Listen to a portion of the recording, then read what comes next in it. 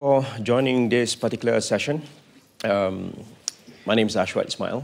I'm Editor-in-Chief of Astro AWANI based in Malaysia. You guys can call me Ash. And welcome to this session, Rewriting Development. I would like to put a bit of framing to this kind of conversation.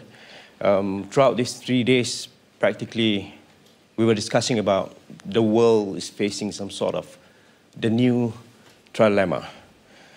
Development, middle income, and climate. So let's take a look at the data by the World Bank. Roughly about 75% of the global population live in middle income countries, including an estimated about 66% of people who live in extreme poverty.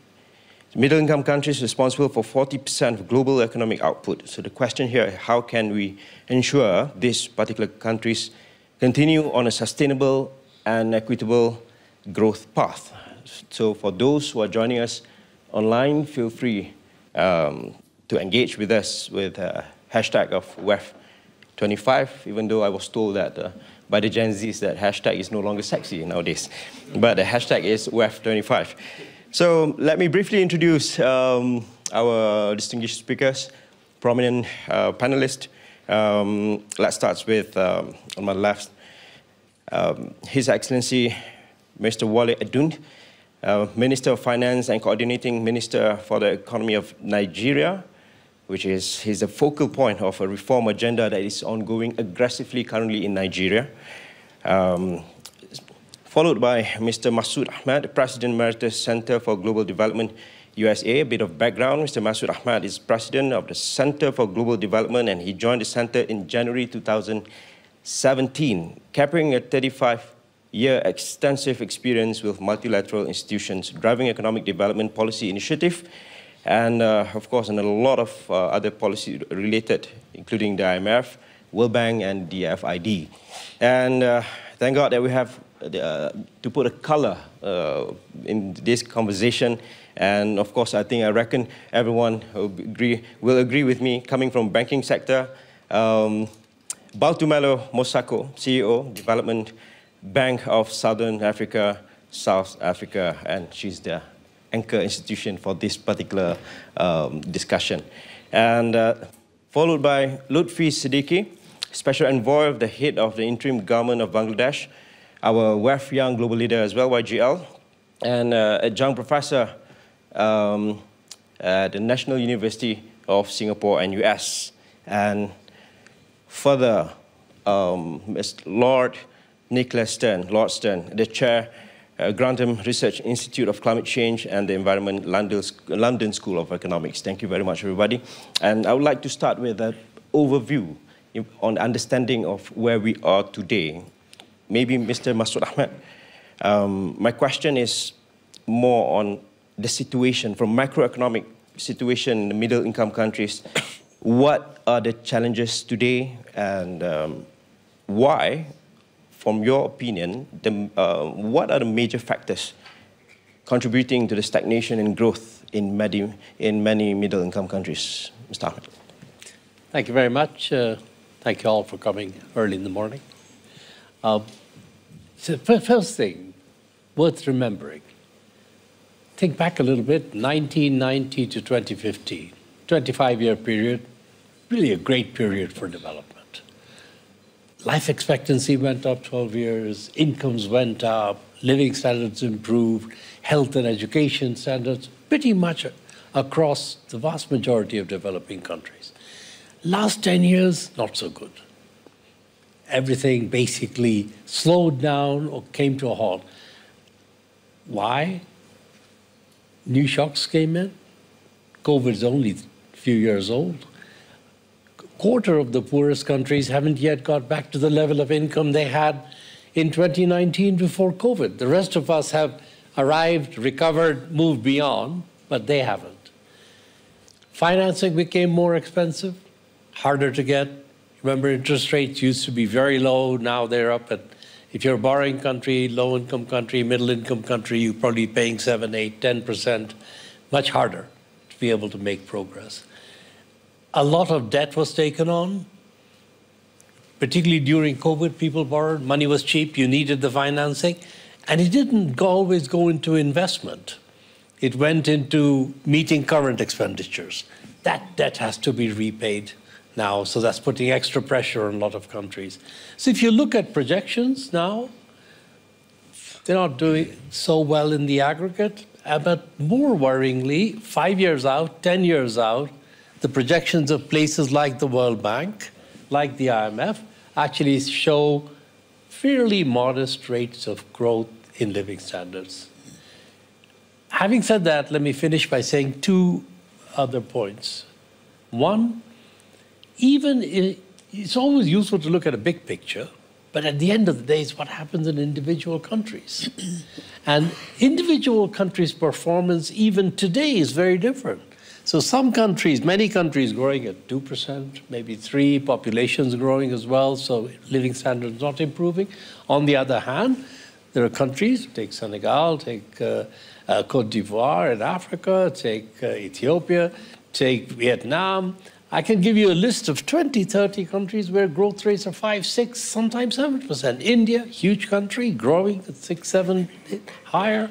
So there is a lot of variation. And what that says to me is that at the end of the day, it's how countries manage the circumstances that drives individual country performance. What happens in the rest of the world makes it harder or easier, but the driver of progress comes from within countries. And the last point I want to make is that it doesn't have to be like that.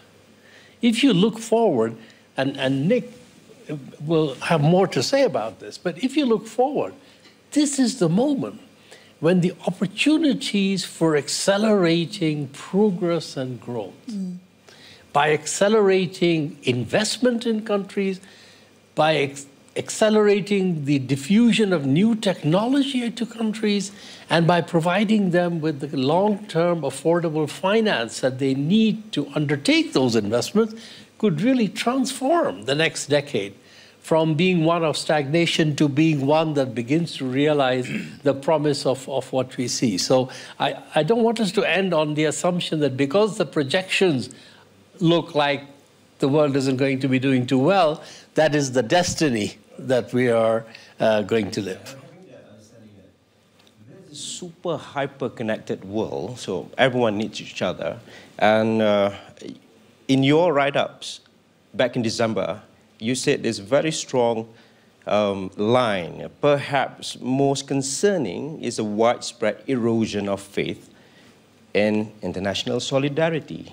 Before I move to our Lord Stern, I would love to hear that particular line. Maybe you could explain further. And, yeah. I did say, no, I really worry about it. I think one of the lasting consequences of the last 5 years is the erosion of trust between developing countries and rich countries, because rich countries have made a lot of promises which they haven't followed through on in terms of going from commitments to delivery.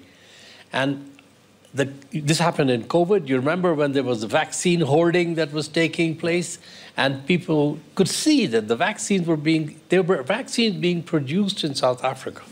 South Africa has a vaccine producing facility for mRNA vaccine, only one in Africa at the time. And they were exporting those vaccines to add to the stockpile in Europe for unused vaccines at a time when health workers in Africa were not yet able to get vaccine. Financing, lots of commitments, not enough delivery. And so I think that without trust, you can't solve common problems. And to me, if we really want to solve common problems, and we can't deal with the problems we face without solving them together, we have to first start repairing this breach of trust. Right. Lord Stern, how about your perspective? Are we trapped in the conviction of market knows best? I hope not. We were trapped, but what I wanted to do is to trace the way in which our thinking in development has changed in a way that is shows that we really do have to accelerate that change in how we understand development and the policies that we need to drive it forward and how we need to cooperate. And I am an academic, will have worked on development for more than half a century, so I'll try to take that long view of the subject, but what I have to say is I hope, intensely practical. Right. We have, because this is about rewriting development, Yeah. and the logical order I'm going to take is, I'll go fast, objectives, urgency, the processes of development, and the policies for development. Objectives. I don't think we have to rewrite our objectives. I think the Sustainable Development Goals are a sensible way forward. We, at the turn of this century, we went from largely GDP kind of measures to the Millennium Development Goals, and that was a major step forward. And then 15 years later, 2015, we went to the Sustainable Development Goals, and again, that was a major step forward. Environment and inequality were still stronger in the Sustainable Development Goals, and crucially, they applied to all countries, because damage to the environment is caused by all countries. Actually, it's caused more, by richer. The richer you get, the more damage you do to the environment. So we don't have to change, I think, our understanding of objectives at a broad level, but we do have to change the way in which we understand how to move forward on those objectives. The second thing is the urgency, and that, I think, is a new understanding for us. If we set a target, whether it's in education or output or health, and we reach it 5 or 10 years later than we wished, well, reaching it, that might not be that bad. But if we're talking about climate and biodiversity, if we reach those 10 years later than we would wish, the accumulated damage will undermine progress on all the dimensions. So that sense of urgency is critical, and it requires investment. There's an investment imperative. There's a huge investment opportunity, as Masood said, but there's an investment imperative. You can't run down the old until you've built the new. In many of the poorest countries, there's not that much of old in terms of capital, so you have to create the new. So there's an investment imperative, and that sense of urgency is new relative to that whole history of development. We've come to understand it much better in the last 10 or 15 years than we did before. If we destroy the environment, it destroys us, and that urgency is absolutely critical. Thirdly, the processes of development. Development now, if we see the story that I've just set out, is one where we have to increase investment very strongly, particularly in the infrastructure of the developing world, which will drive, we hope, growth, and of course will drive the emissions. If that infrastructure which is built over the next 10 or 15 years in the developing world looks anything like the infrastructure created in the rich world, then we are in deep, deep trouble, because we will lock in emissions which will undermine. So this is a process where investment is at centre stage, not just an imperative now, but to drive a new and much more attractive form of development. With cities where you can move and breathe, with a biological environment that is productive and fruitful and helps us as opposed to undermining us. Efficiency is productivity is growth. This is a picture of growth that is much more attractive than the models of the past. But it needs investment, and it needs structural change. And so in terms of understanding the processes, these are processes of very strong investment and fundamental structural change to the big systems: cities, energy, transport, water, and land. So systemic structural change. Arthur Lewis asked, how do we increase investment, and how do we bring about the structural change moving out of very unproductive activities? Albert Hirschman talked about unbalanced development, how you draw through the entrepreneurship and get the investment to take place. Rosenstein-Rodin spoke about the big push with a Keynesian and increasing returns to scale view of investment. Those pioneers in the 50s and 60s were asking the right questions. When we got to the 1990s, we stopped asking the right questions. We just said, get government out of the way, balance your macro, and let investment fall where it may. We cannot follow that now. I mean, it was never convincing then, but at the moment, we have to see the investment in key areas of infrastructure. It's not let investment fall where it may. They're really priority areas in our infrastructure, in our energy, in our transport, in our cities, and our land. So we really do have to rethink policy, rethink the role of the state.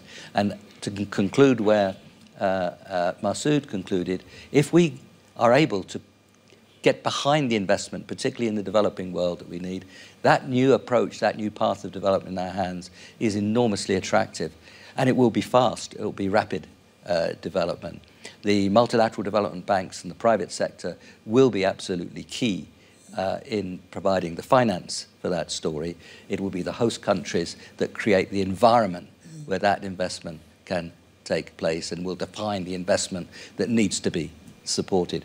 So we have an investment imperative and an investment opportunity. And the next 20 years could be great, or the next 20 years could really undermine the future for our children and grandchildren. Right. Being a minister in this era of unknowns is indeed it's not an easy task.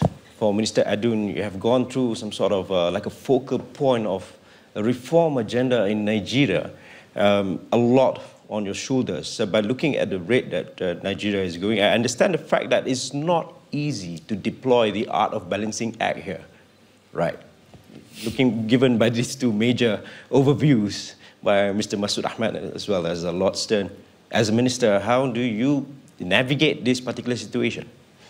Thank you very much, and of course I'm honored to be on this very distinguished panel.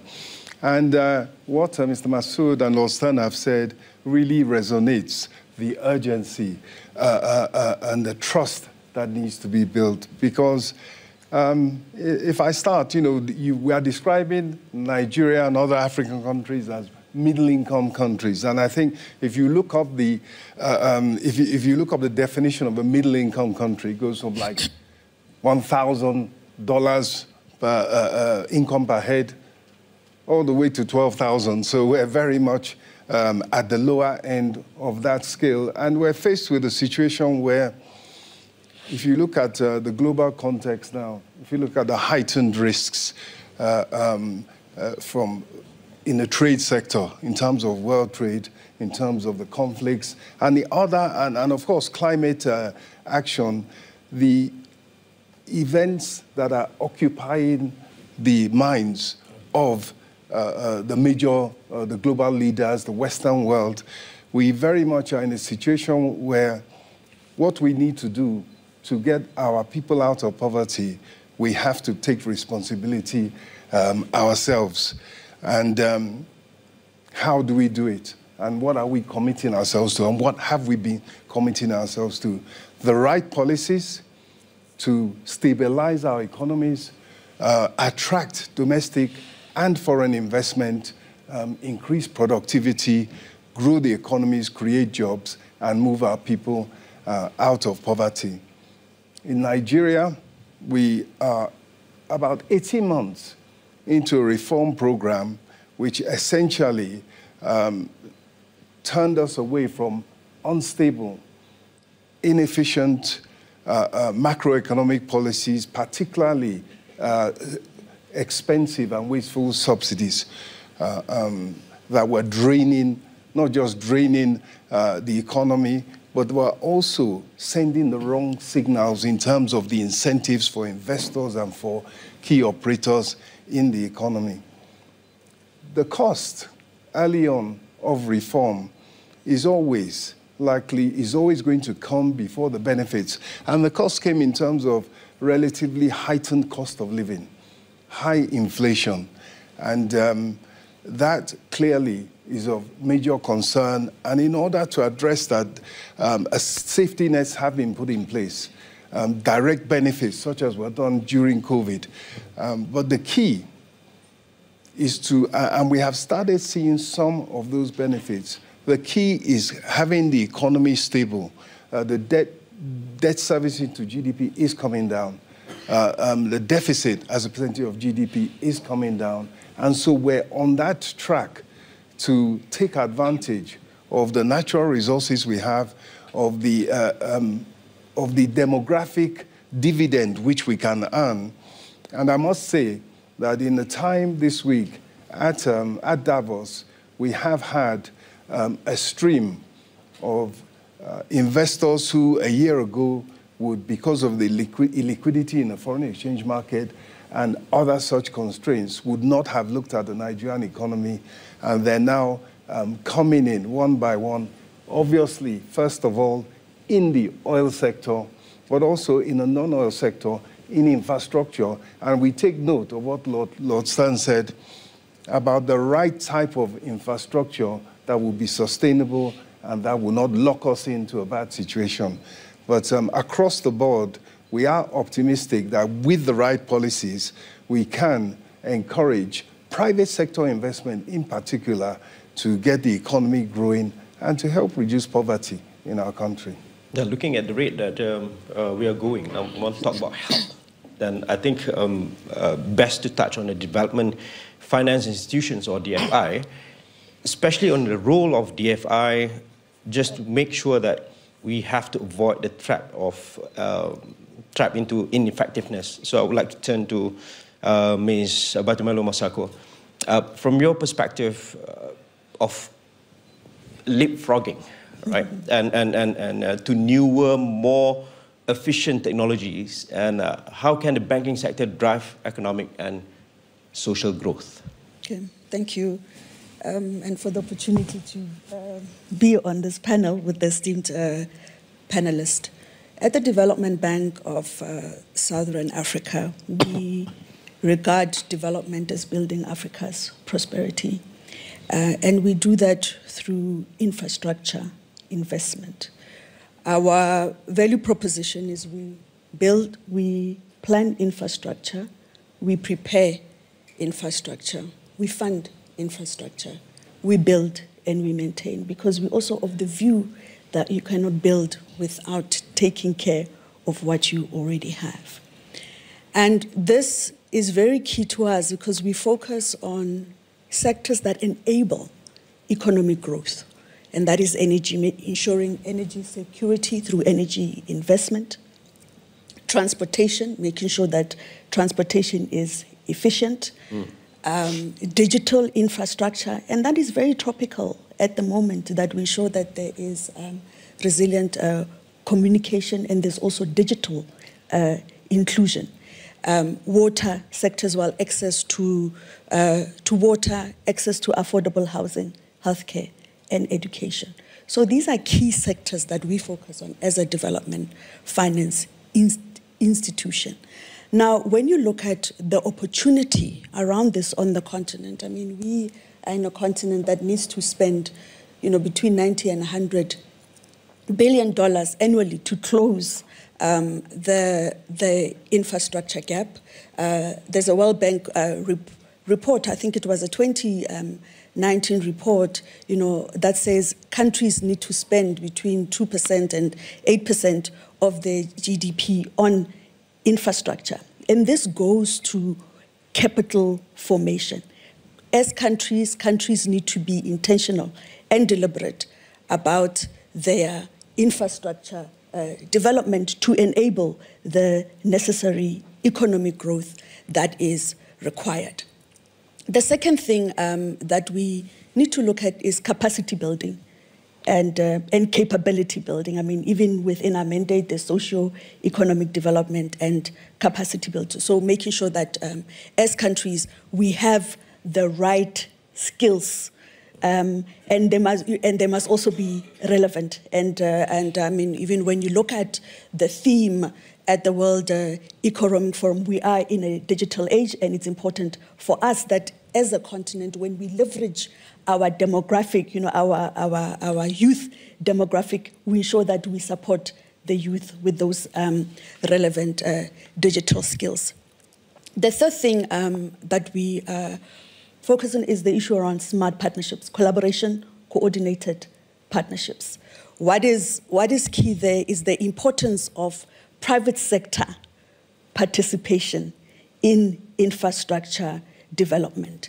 And this goes back to what my panelists have touched on, issues around creating an enabling environment for private sector participation. This is key because, governments alone can cannot go at it. It has to be a collaborative effort between the private sector and the public sector. The role of the governments is to ensure that they create an enabling environment. I will give you an example with South Africa.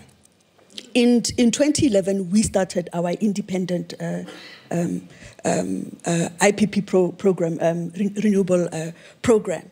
What that program has done is, it was driven by policy, providing offtakes by government. It actually enabled private sector to participate in green, cleaner energy sources.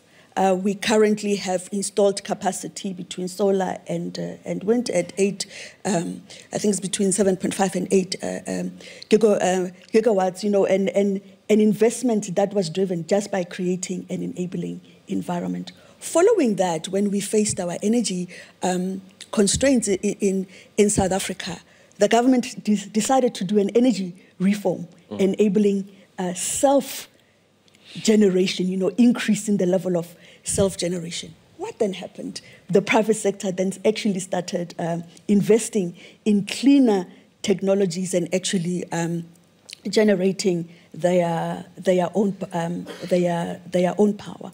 So for us to really, in reimagining development, we're seeing it as, focusing on infrastructure development, the networks sectors that I mentioned. It's going to be critical that, there is collaboration between the public and the private sector. And skilling is really going to be at the heart of it. Yeah, I could see that happening currently in Bangladesh as well. Mr. Siddiqi, led by Chief Advisor Dr. Muhammad Yunus, in which he's trying very hard to actually making sure this dynamic between the private and the government sector to create the whole environment for the new path of growth in Bangladesh. Is that the case in Bangladesh? Well, thank you, Ash. Maybe I should start by sharing a bit of the reality check that has been gifted to us by the uprising in Bangladesh last summer. I think we learned, and again, without taking away the achievements of Bangladesh over multiple decades, that certainly in recent years, an obsession with headline GDP growth numbers has masked imbalances underneath, which have then exposed the lack of resilience to the development model. So the fact that GDP is not only reductionist, but it can be dangerous if not looked in its context, this was brought into sharp relief. If I think of just what were the deficiencies, three very quick ones. The first one is that it has not been inclusive in any sense of the word. Inclusive in the process of policymaking, inclusive in the fruits of policymaking. And I think the lesson for the world at large is that you exclude at your peril if you're not taking that as a design consideration. The second is that we didn't really look at the second-order effects. The drivers of growth, everyone talks about infrastructure as being required, but heavy infrastructure, mega projects are also conduits of mega looting, huge corruption in that space. But you see the visible construct, the bridges and the roads, and you probably ignore the economic crime that can get away underneath it. And thirdly, I think we do not spend enough time looking at government and governance institutions as being part of the problem. We are part of the problem by design, not just an exogenous thing that the rest of the economy will have to work with. We have to, I don't like the word in general, but decolonize extractive institutions that operate in very modern ways.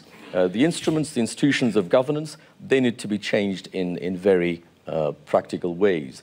And you mentioned the new trilemma, the buzzword here in Davos. It echoes to me the three zeros that Professor Muhammad Yunus has been talking about for some time, which I think is relevant as a bit of a yardstick for what to aim for policy when it comes to development. So the three zeros, he talks about zero poverty, so we've got to keep an eye on what's going on there.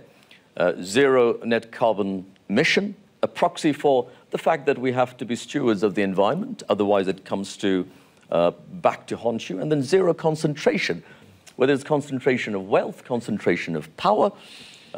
This zero concentration is something that I think is hugely important. When I look at the anatomy of corruption at a retail level, it occurs when a public official has huge concentration of power in that moment, when someone, usually a poor citizen, requires that permit, requires that license in that moment, and has no recourse if the official doesn't respond in time. Those concentrations of power we need to do away with. And then finally, to link back to what Nick was saying, and actually everyone else was saying, that the investment imperative requires, as a necessary condition, structural reforms. We don't have any ammunition on the monetary policy front. You can't print your way out of this anymore. There's very little by way of tax rises that you can do. So what do structural reforms mean? It means injecting more dynamism. It's removing regulations that are not fit for purpose, introducing digitalization, not only to enhance efficiency, but also to remove those manual processes that breed corruption. And you could get more more revenue for the government without just focusing on taxes, because at the moment we not only tax people's money, we tax people's energies, we tax their hopes, and we tax their dreams in their day-to-day operations because of the way government operates.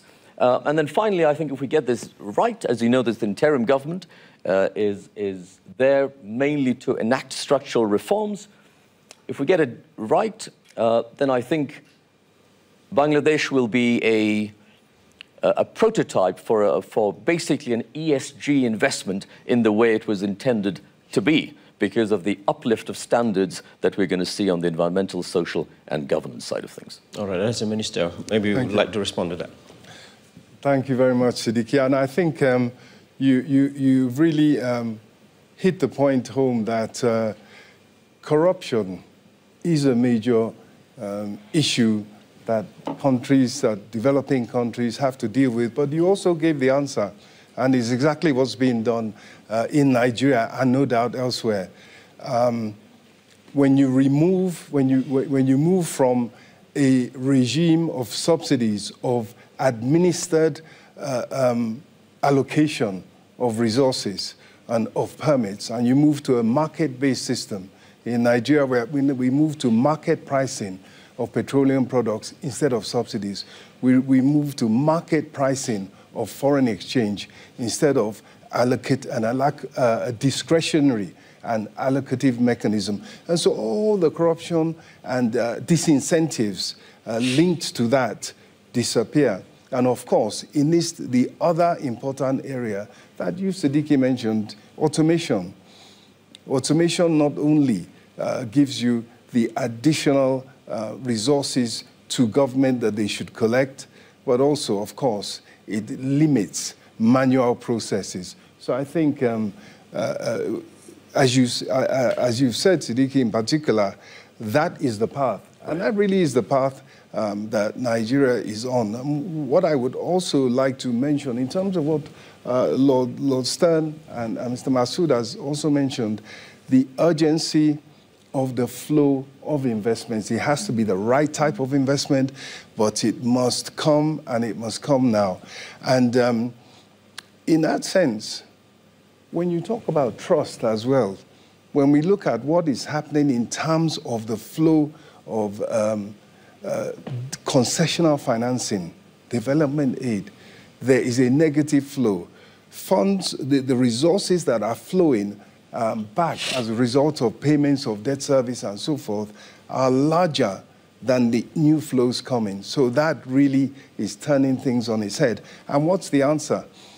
Rather than complaining, the answer has to be domestic resource mobilization, attracting domestic investment, putting in place the conditions that encourage private investment, both of domestic investors and foreign investors, because that clearly is the starting point of our move to development, to growth, and reduction of poverty. Okay, I would like to move straight to both of you gentlemen, Lord Stern as well as Mr. Masood Ahmed. I would like to quote from Sir Paul Collier of Blavatnik School of Government in his latest book, Left Behind. I quote, he said, "We need something that enables us to move beyond economic orthodoxies that have helped us for generations." So from your perspective, what are the new ideas or even that should be given a chance or even a latitude to put on trial? I think we now have an imperative around investment, the investment necessary to build a sustainable, resilient and inclusive path of growth. And we have to look at that directly. And we have to ask the question, how can government act to promote the kind of dynamics of investment and structural change that are necessary? So it's a question about fostering investment, the conditions for investment, the kind of investment. And if you look at development economics courses, I don't think they start that way. And if you look at the way in which a lot of policy has been discussed, it's not really been about the delivery of that kind of investment. And I think you've heard, actually all of us on this panel here turn directly to that. And it has to be public policy as if time matters. If you look at the way we teach the economics of policy, often it's saying, here's an equilibrium in the current state of affairs, here's an equilibrium with some policy enacted. If we compare the two, if the second one looks better than the first, then we justify the policy that way. It's a kind of sort of broad, but in some respects, but narrow in others, cost-benefit analysis. The narrowness is about the dynamics and the time. We have to have public policies if time matters. So we have to have the objectives, the getting behind the sustainable development goals. We have to put investment and the conditions for investment at center stage, with private sector investment being the majority of that investment.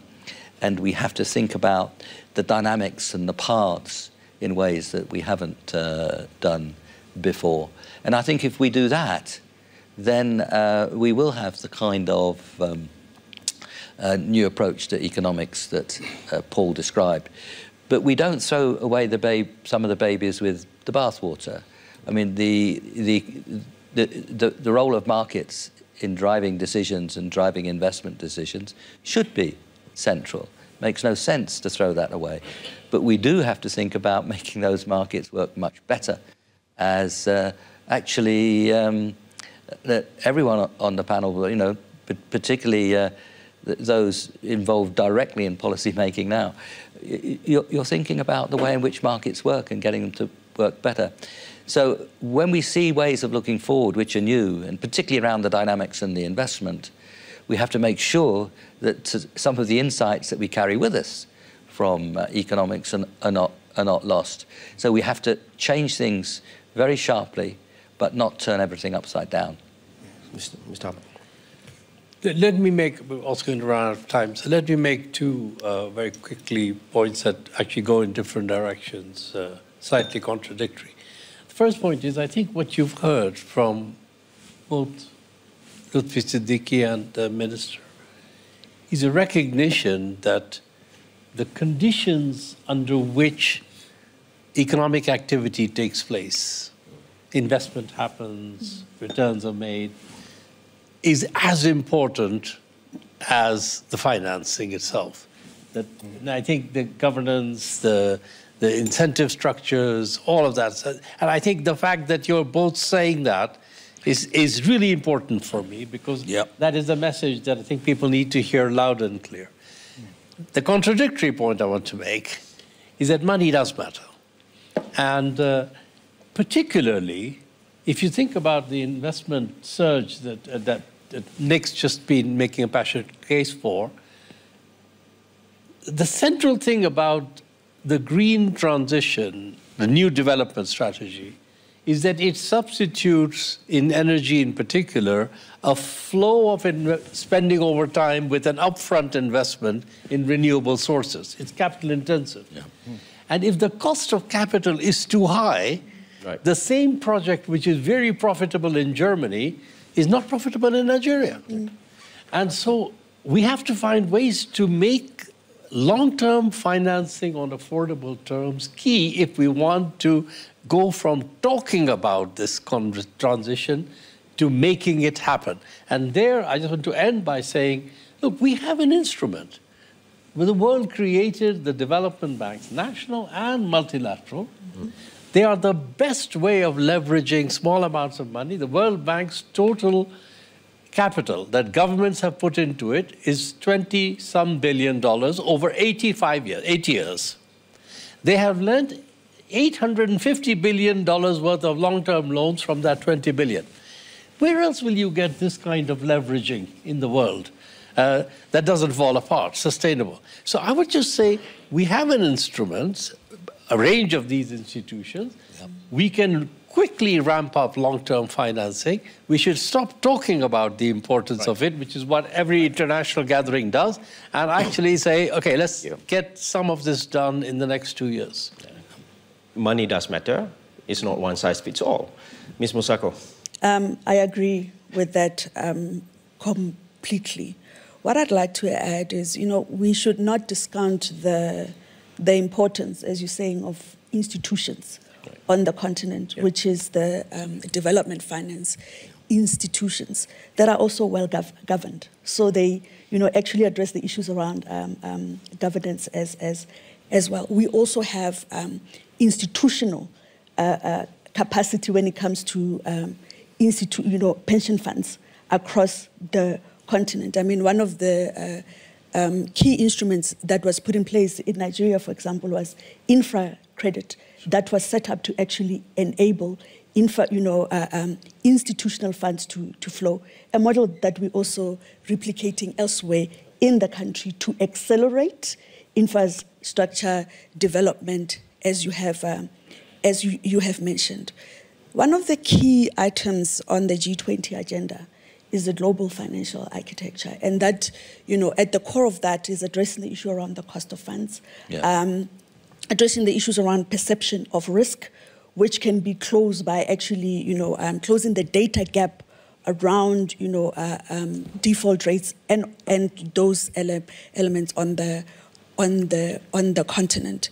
And, with the theme of the G20 for South Africa, where the theme is solidarity, equality, and sustainability, we are really expected that action will be taken, even by the MDBs, not only to address this issue, but to also commit to local currency financing in the jurisdictions that they operate.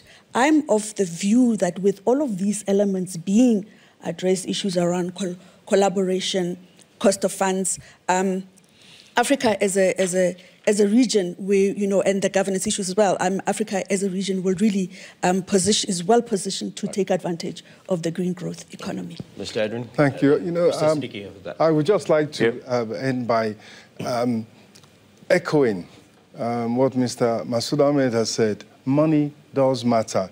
And I said earlier, the flow is negative to developing countries, for the Bangladeshis, for the Nigerias, and other developing countries that are following the right policies. The big difference is access to concessional finance. As Mr. Masood and even Lord Stan said, there are transactions which can only be done if you have the right pricing of capital. We are focused on equity capital, on foreign direct investment, on domestic investment, but we need that concessional funding as well in order to be able to implement our development plans. Thank you. So I agree that we do need more funding, more concessional funding, better pricing of that funding, better terms of that funding. But I don't think it's either or. Money matters, but governance matters as well. And the risk pricing for these countries, we have as much of an obligation to get the story right and then sell the story right in order to affect the pricing of that. I don't think we should deflect from our need to make governance improvements. I look at Malaysia, for example. I mean, just in the last 12 months, amazing investments in data centers semiconductors, that sort of stuff. So there are some really good stories where you can turn vicious cycles into virtuous cycles. I would hope that all of you would essentially act as reforms watch in countries like Nigeria and Bangladesh as well, so that you hold our feet to the fire, whoever is representing our countries at the next Davos. Make sure that we deliver reforms that are felt by investors, by people, by citizens at the retail level, because that really is as much of an imperative as is the investment imperative. Okay, we run out of time. Thank you very much, gentlemen. Thank you very much, Mr. Mosako. Thank you very much, everyone. I'm not going to conclude this session because we are about to rewrite. So we cannot jump to conclusion without starting from the first page, right? So thank you very much for watching. For those watching online, keep pushing. Continue our discussion with regards to find sustainable and equitable growth. Thank you. Thank you.